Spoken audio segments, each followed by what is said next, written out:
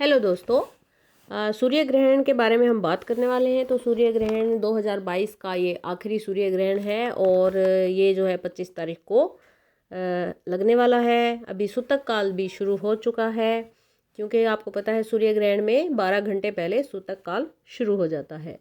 तो आज जो सूर्य ग्रहण है इसमें वैसे तो बहुत सारी बातें हैं, लेकिन इसमें खासकर जो प्रेग्नेंट महिलाएं होती हैं उनको सूर्य ग्रहण देखने से बिल्कुल साफ मना किया जाता है। आइए सबसे पहले जानते हैं सूर्य ग्रहण क्या होता है और कैसे होता है। तो सूर्य ग्रहण तब होता है जब चंद्रमा सूर्य और पृथ्वी के बीच आ जाता है और सूर्य के प्रकाश को रोक देता है, जिससे पृथ्वी पर छाया पड़ती है। ऐसे में इसको हम सूर्य ग्रहण कहते हैं। सूर्य ग्रहण का सूतक काल 12 घंटे पहले शुरू होता है और ग्रहण खत्म होने के साथ ही खत्म हो जाता है। तो दोस्तों, सूर्य ग्रहण जो है वो 25 अक्टूबर को शाम को 4:29 पे शुरू हो जाएगा और 5:30 पर खत्म हो जाएगा। 1 घंटा 13 मिनट का सूर्य ग्रहण रहेगा। तो आपको अब हिंदू धर्म में पता ही है कि क्या करना चाहिए, फिर भी हम बात कर लेते हैं थोड़ी। तो तुलसी का जो पत्ता होता है उसको बहुत पवित्र माना जाता है। तुलसी सभी घरों में पाई जाती है, इसलिए ग्रहण लगने से पहले खाने पीने की चीज़ों में तुलसी की कुछ पत्तियां डालनी है, जिससे भोजन में ग्रहण का किसी भी तरह से दुष्प्रभाव ना पड़े और उसे आप बाद में खा सकें। सूतक काल से सूर्य ग्रहण खत्म होने तक गर्भवती महिलाओं को ये ध्यान रखना चाहिए वो किसी भी नुकीली चीज़ जैसे चाकू कैंची का प्रयोग ना करें, कोई सिलाई कढ़ाई ना करें। अब देखते हैं कि आपको ग्रहण में क्या करना चाहिए और क्या नहीं करना चाहिए। तो ग्रहण शुरू होने से पहले सूतक काल प्रभावी होने पर पहले से खाने पीने की चीज़ों में तुलसी के पत्ते आपको डाल देने चाहिए। ग्रहण के दौरान आपको अपने देवी देवताओं का नाम याद करना चाहिए, उनका स्मरण करना चाहिए। ग्रहण के दौरान आपको मंत्र जाप करना चाहिए ताकि ग्रहण का असर कम हो। और ग्रहण खत्म होने पर पूरे घर में गंगा जल का छिड़काव करना चाहिए। और जो आपको नहीं करना चाहिए वो ग्रहण के दौरान कोई भी शुभ कार्य या देवी देवताओं की पूजा नहीं की जानी चाहिए। ग्रहण के दौरान न ही भोजन पकाना चाहिए और न ही खाना चाहिए। गर्भवती महिलाओं के लिए तो बहुत ध्यान रखना चाहिए, उन्हें ना तो ग्रहण देखना चाहिए ना ही उन्हें घर से बाहर जाना चाहिए। जो ग्रहण काल होता है, जो अभी जैसे 1 घंटा 13 मिनट का समय है, उस दौरान गर्भवती महिलाएं अपने कमरे में ही रहेंगी, बैठी रहेंगी, अपनी गोद में नारियल रखेंगी। नारियल नहीं है तो तुलसी का पत्ता भी वो अपने पास रख सकती हैं।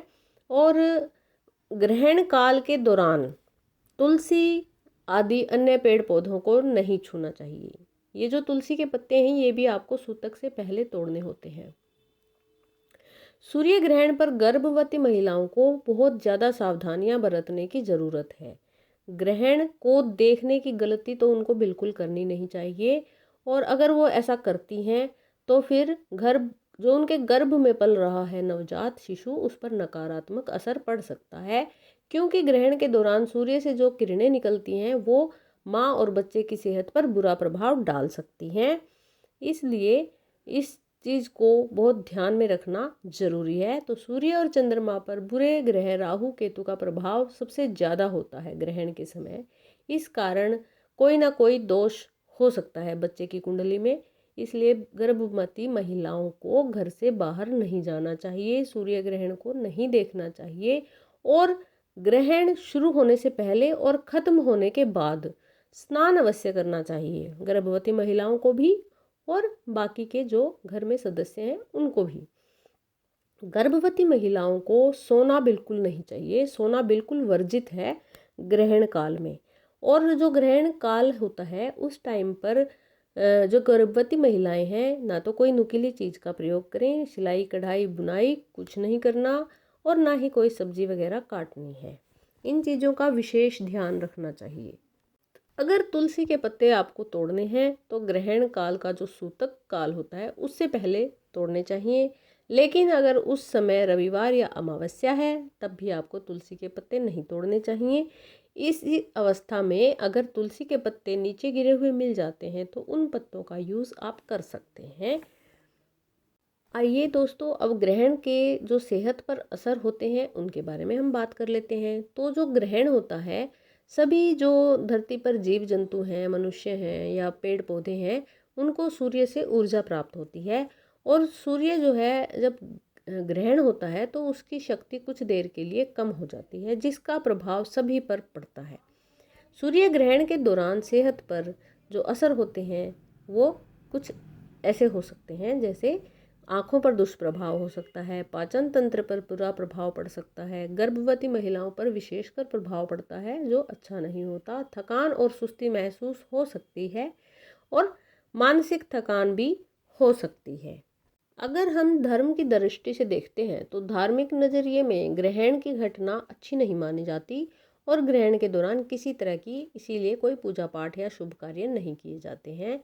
लेकिन वैसे ये सूर्य और चांद का जो ग्रहण होता है ये एक खगोलीय घटना होती है। सूर्य ग्रहण लगता है तो चंद्रमा जो है वो सूर्य को पूरी तरह से ढक लेता है, और अगर पूरी तरह से ढकता है तो इसको पूर्ण सूर्य ग्रहण कहते हैं। कई बार ये पूरा नहीं ढकता है, कुछ हिस्सों को ही ढक पाता है, तो हम उसको आंशिक सूर्य ग्रहण कहते हैं, पार्टली सोलर एक्लिप्स कहते हैं इसको हम।